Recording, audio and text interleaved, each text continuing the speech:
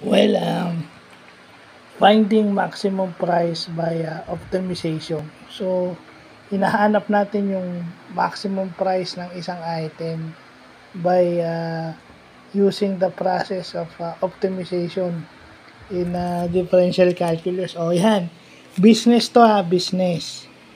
So, ibig sabihin, yung mga naka-indicate sa problem, hindi shapes, hindi presyo, maximum price. Maximum price ng isang washing machine. No, kasi nakalagay doon sa problem, meron daw, pag binawasan mo ron ng $20 yung price ng isang washing machine, may dalawang extra washing machine nang nabibenta.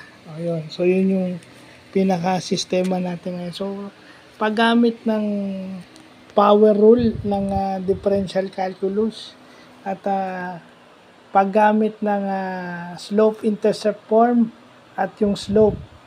Okay? Yan.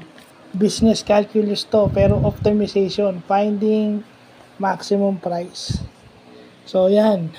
Ang differential calculus, hindi lang ginagamit sa engineering yan, pati sa business pala, ginagamit din ito. So, yan. Buti nalalaman natin. So, yun lang pa.